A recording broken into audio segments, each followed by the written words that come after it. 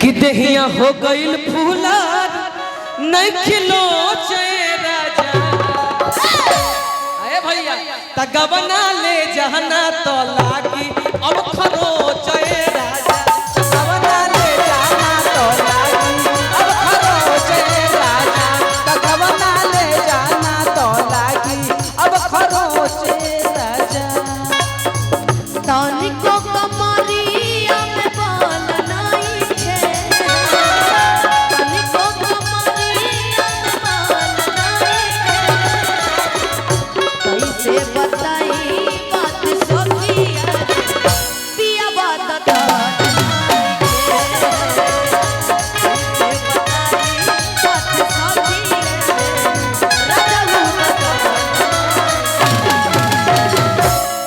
एगो गाना हमार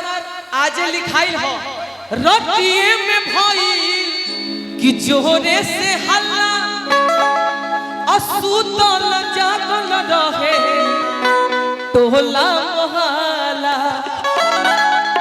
रतिये में भई जोरे से हल्ला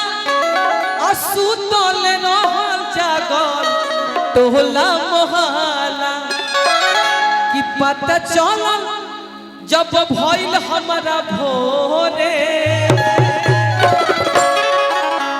हम घर में सुतल रहनी हो आ कुकुर लागे लगलो से हम कहनी कि राधा ई रात में कुकुर काहे लागे लगलो से हल्ला होखे लागल जब भोर भइल तब पता चलल जब भइल हमारा भोरे एगो लइका हई विशालवा अधराई रहे अनुपा माँ के जौन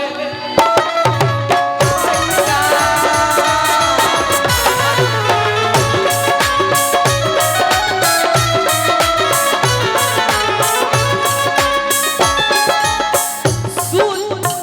रतिये में भाई जोरे से हल्ला सुतल रहे जागल टोला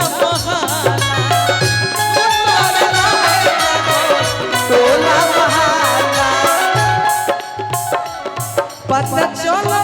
जब भइल हमारा भोरे पता चला जब भइल हमारा भोरे विशालवा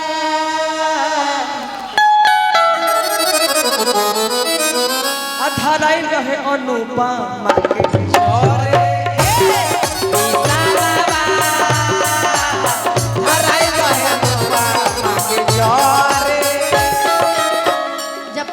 मेरे साथ थे तो सपना किसी और के साथ क्यों देखे क्यों आप किसी के पीछे पड़े किसके मतलब समझे नहीं हम गा के बताएं कि मजनुआ रे अब ते जियबे कैसे सुनो सुनो कि ओकरे फेरा में तू ता खात बड़ा क्रिया अरे रोज जाके सटा तारा दूसरे के भिरिया जब दिल में हम हैं जिंदगी में हम हैं चोरे मेरे पकड़ा रहे गुल किसी और के साथ खिला रहे हैं गुल कहाँ गुल तो आपके साथ ना कि ओकरे चक्कर में तू ता खात बड़ा क्रिया अरे रोज जाके सटा तारा दूसरे के भिरिया फोन करके गाड़ी दे हब कैसे सौतनिया के ए फोन करके गाड़ी दे हब कैसे अरे मजनुआ रे अब ते जबे कैसे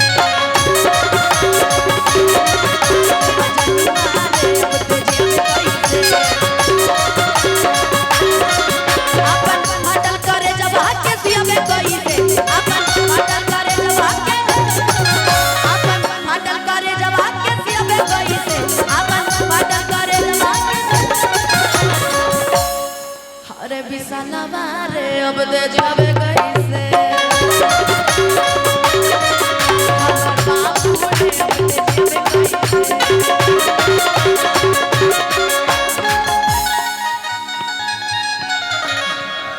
कुछ नहीं बोलेंगे हम कहाँ बोलिए हम आपका जवाब देंगे ना जी कि माई के मोबाइल से कोइले बाड़ू फोन हो आ कम बाटे बैलेंस ले ले बानी लोन हो अच्छा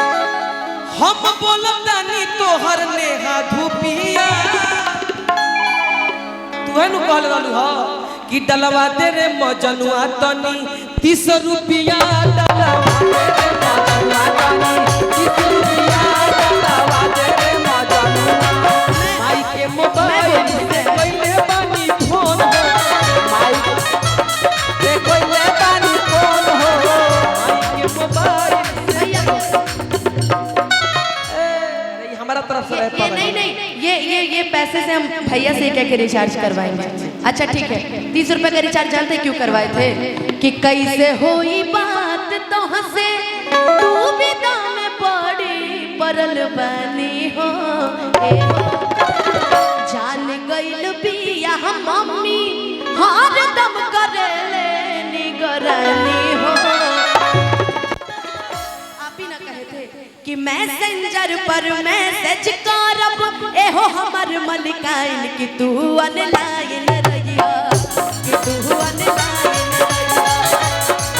अरे मैसेंजर पर मैसेज करब एहो हमर मलिकाइन कि तू ऑनलाइन रहिया तू ऑनलाइन रहिया। अब ऑनलाइन रहने के लिए रिचार्ज चलले चली तोहरा ओयो के कमरा में लेकिन भाई हम इसलिए बोल रहे थे ना कि अच्छा बोलिएगा क्योंकि आपकी और मेरी जोड़ी को लोग पसंद करता है और अच्छे गीतों से पसंद करता है। व्हाई नॉट क्यों नहीं कि चले तुम्हें तारों के शहर में धरती पे ये दुनिया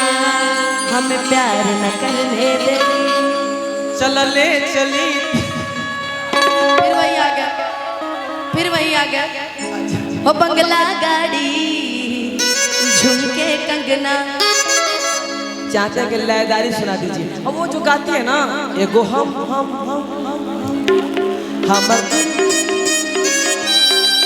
हमर जान तेरो तोहार आप भी साथ लगाइए ना मजा आएगा।